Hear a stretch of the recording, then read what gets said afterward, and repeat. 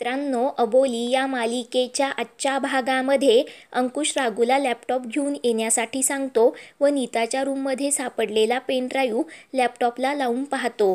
तेव्हा शरद हा सर्व काय प्रकार आहे, तो पेनड्राईव्ह आपल्या रूममध्ये कसा आला असं नीताला विचारतो. तर तेव्हा नीता शरदला तो पेनड्राईव्ह अंकुशचा का असेना, परंतु तो चालणार नाही, कारण की काल तो मी स्वतःच्या हाताने पाण्यात टाकला होता. परंतु शरद मात्र खूपच घाबरतो. तेव्हा राघू अंकुशला पेनड्राईव्ह डिटेक्ट होत नाही, मला असं वाटतं की खराब झाला आहे असं बोलते. ते ऐकून नीता मात्र खूपच खुश होते व गालातल्या गालात हसते. तर अंकुश राघूला पुन्हा ट्राय करण्यासाठी सांगतो, तर राघू प्रयत्न करत असते. त्यानंतर पेनड्राईव्ह चालू होतो. प्रतापरावांची सर्व काही कबुली त्यामध्ये असते. ते पाहून सर्वजण खूपच खुश होतात. तेव्हा मात्र नीता व शरदच्या पायाखालची जमीनच सरकते. तर आजी नीताला, आता हा पेनड्राईव्ह तुझा आहे की अंकुशचा, तो तुझ्या रूममध्ये कसा आला असं रागानेच विचारते. तेव्हा नीता नाटक करत, माझा पेनड्राईव्ह तर चालू नव्हता, मग हा चालू कसा झाला असं वेड्यासारखी बोलते. तेव्हा अंकुश नीताजवळ जातो आणि हा पेनड्राईव्ह तुझा नाही तर माझा आहे, परंतु हा तुझ्या रूममध्ये कसा आला असा प्रश्न पुन्हा पुन्हा करतो. तेव्हा नीता घाबरत मला माहिती नसल्याचं सांगते. तर तेव्हा अंकुश बोलतो, या पेनड्राईव्हमध्ये प्रतापरावांच्या विरोधात खूप महत्त्वाचे पुरावे होते, म्हणूनच मी हा पेनड्राईव्ह रमाकडे ठेवण्यासाठी दिला होता आणि तिने इथे देव्हाऱ्यात ठेवला होता. आता हा पेनड्राईव्ह तुझ्या पर्समध्ये सापडला. आता मला सांग, तू हा पेनड्राईव्ह का लपवलास? मला आत्ताच्या आत्ता उत्तर हवंय. तेव्हा रमा नीताला, अंकुश काय विचारतोय, उत्तर दे असं बोलते. तेव्हा नीता घाम पुसत, मला खरंच माहिती नाही. हे पेनड्राईव्ह काल रात्री मी अबोलीकडे बघितलं होतं. तिने यातले पुरावे नष्ट करण्यासाठी हे पेनड्राईव्ह पाण्यात टाकलं होतं असं बडबडते. व मी हे सर्व तुम्हाला सांगणार होते, परंतु तुम्ही कोणीच माझ्यावर विश्वास ठेवला नसता, म्हणून मी सांगितलं नाही. काल रात्री मी पाणी पिण्यासाठी उठले होते, तेव्हा अबोली देवघरासमोर काहीतरी करत होती आणि लपतछपत बाहेर गेली, म्हणून मी पण काय झालं ते पाहण्यासाठी तिच्या मागे गेले. तर तिने काहीतरी पाण्यात टाकलं, परंतु अंधार असल्यामुळे मला काही दिसलं नाही. परंतु आत्ता मला कळतंय की तो पेनड्राईव्ह होता म्हणून. तेव्हा रमा नीताला, तू हे काय बोलतेस म्हणून भडकते. तर नीता खूप नाटक करते. तेव्हा आजी नीताला, किती खोटं बोलशील, अबोलीवर आळ यावा म्हणून तू तो पेनड्राईव्ह चोरलास आणि अबोलीच्या कळशीत नेऊन टाकलास. मला सगळं काही माहिती आहे व लगेच अबोलीला समोर ये आणि सर्व काही खरं खरं बोलून टाक.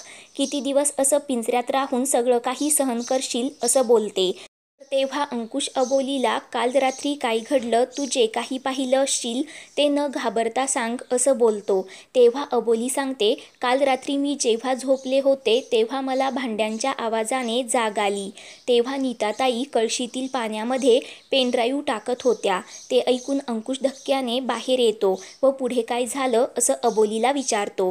तेव्हा अबोली सांगते, नीताताईंनी जसा घराचा दरवाजा लावून घेतला तशी मी लगेच उठले व कळशीमध्ये पाहिलं, तर त्यामध्ये प्रतापरावांचे पुरावे असलेला पेनड्राईव्ह होता.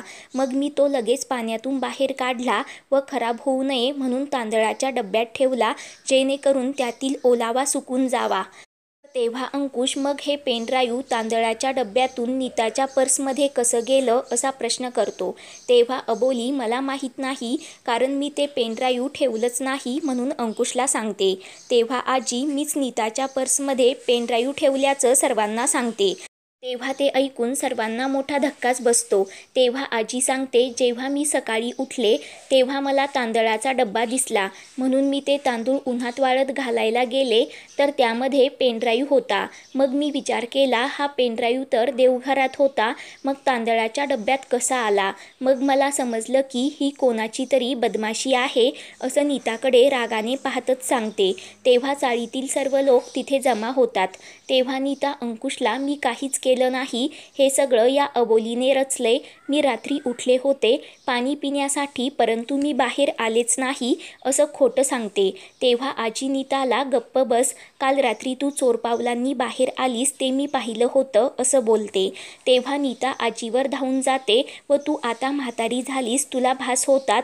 जशी जशी तू म्हातारी होत चाललीस ना तसं तसं तुझं टाळकं सरकत चाललंय असं बडबडते.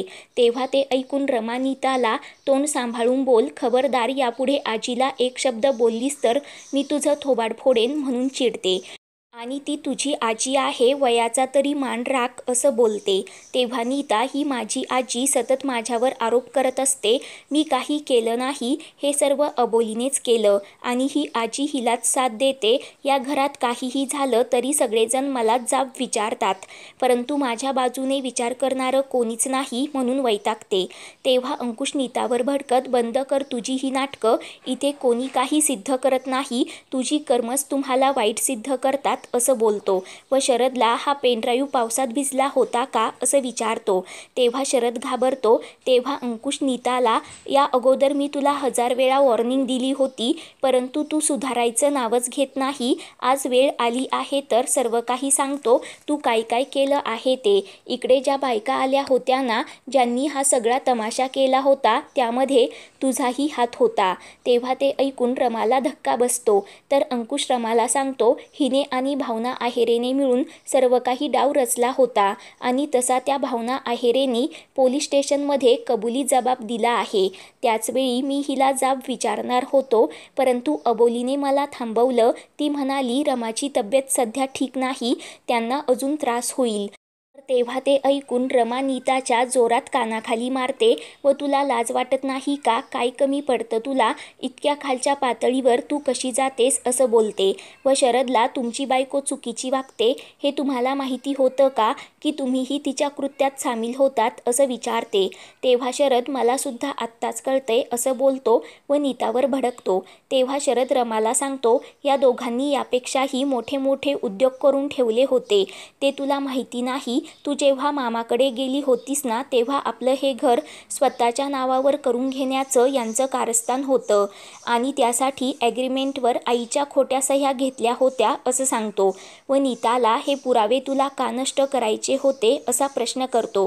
तर नीता खूप रडत असते. तर अंकुश, तू प्रतापरावांकडून यासाठी किती पैसे घेतले असं नीताला विचारतो. तेव्हा नीता सांगते, माझा त्यांच्याशी काही संबंध नाही. या अबोलीला गोत्यात येण्यासाठी मी हे सर्व केलं, कारण ती माझ्या डोळ्यात खुपते. तिने आपल्या घराचं वाटोळं केलं तरी ती आपल्या घरात घुसून बसली, हे मला सहन होत नाही. आजपर्यंत मी जे काही करत होते त्यामुळे तुला, आईला, आजीला त्रास व्हावा असा माझा हेतू नव्हता, परंतु आत्ता मी जे काही करत आहे त्याला अबोली जबाबदार आहे. हिला समोर बघितलं की मला सोनिया आठवते. अबोलीला खाली पाडण्यासाठी मी हे सर्व केलं आणि सोनिया आज या जगात नाही, याला जबाबदार फक्त ही अबोली आहे, हे तू विसरू नकोस असं अंकुशला सांगते.